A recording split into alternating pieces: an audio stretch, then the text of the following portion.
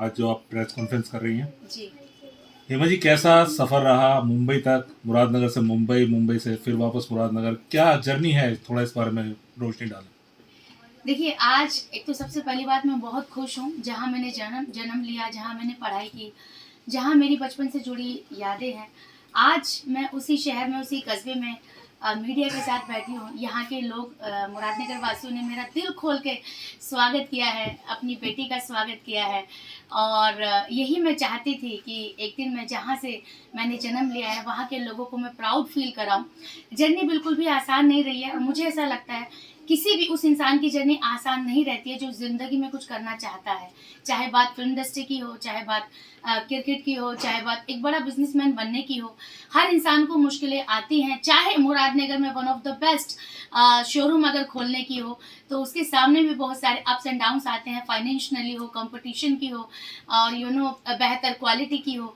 तो इसी तरीके से एक मेरी सोच थी जब से मैंने जन्म लिया कि मुझे ज़िंदगी में कुछ बड़ा करना है। मैं ऐसे ऑर्डिनरी लाइफ़ जीने के लिए पैदा नहीं हुई हूँ और ना ही मैं ऐसे जीना चाहती हूँ। स्कूलिंग की यहीं से मैंने सब कुछ किया, डांस का मुझे बेशक शौक था बहुत ज़्यादा। डांस वगैरह करने के बाद दिली ख्वाहिश थी कि चलो मुंबई चलते हैं क्योंकि यहाँ पे तो कुछ होना नहीं है। तो यही ख्वाहिश के साथ, सपने के साथ मैं मुंबई गई। 2007 के आसपास की बात है।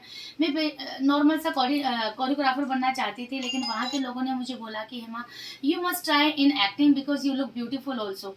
सो उनकी बात को मैंने वैल्यू दी और वहाँ से मैंने जो है एक्टिंग की तरफ कदम रखा। यूँ कह सकते हैं कि शायद मुंबई में मेरा दाना पानी लिखा था। जन्म मुरादनगर से, लेकिन किस्मत मुंबई में मेरी चमकनी बाकी थी। शायद मैं स्टार बनने के लिए पैदा हुई थी। तो वहाँ से मेरी कहानी शुरू हुई। सबसे पहले एक एल्बम मैंने की थी जिसका नाम है आजा छत पे। राजस्थान की बहुत फेमस पॉपुलर म्यूज़िक एल्बम है जिसका नाम वीणा म्यूज़िक कंपनी। पहली एल्बम से ही मुझे लगा कि मैं स्टार बनने के लिए पैदा हुई हूँ। एक ही एल्बम से मुझे काफ़ी प्यार मिला। उसके बाद काफ़ी then I got married in 2009। और उसके बाद जो है मैंने फ़िल्म इंडस्ट्री को अलविदा कह दिया। फिर उसके बाद वापस से मुंबई शहर ने मुझे बुलाया 2015 में और वहाँ से मेरी किस्मत चमकी।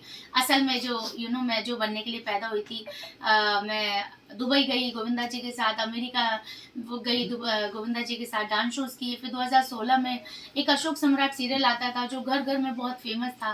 2017 में मैंने धर्मेंद्र जी के साथ पहली फ़िल्म की यमला पगला दीवाना फिर से। फिर 2018 में काफ़ी प्रोजेक्ट किए, उसमें से एड्स काफ़ी मैंने किए जैसे नैरो लेक, एचडीएफसी बैंक काफ़ी। उसके बाद 2019 में मैंने फ़िल्म की थी वनडे जो अनुपम खेर स्टार कास्ट और अपने Salman Khan ji, one and only Salman Khan, Dabangg 3। Dabangg 3 की मैं स्टार कास्ट बनना चाहती थी, उसके लिए मैंने उसी तरीके से दिलो जान से मेहनत की थी, कोशिश की थी जिस तरीके से मैंने बिग बॉस के लिए की है।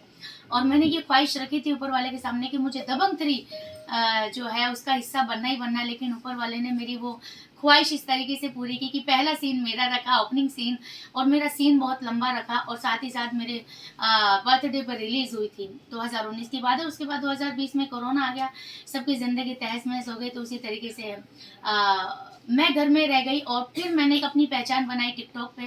3-4 महीने में मैंने अपनी छाप टिकटॉक पे बना ली थी और उसके बाद फिर टिकटॉक भी बैन हो गया। फिर आता है 2021 में मैंने एक सीरीज़ की थी इंस्पेक्टर अविनाश रणदीप हुड्डा के साथ जो जियो सिनेमा पे आई थी, और साथ ही साथ एक फ़िल्म की थी पाताल जो अभी हाल ही में रिलीज़ होने वाली है। और उसके बाद जो मेरी पहली पर्सनल लाइफ थी उसमें काफ़ी अप्स एंड डाउन्स आए, तो मैं सेपरेट हो गई उनसे। देन अगेन मैंने remarried, I got another second chance.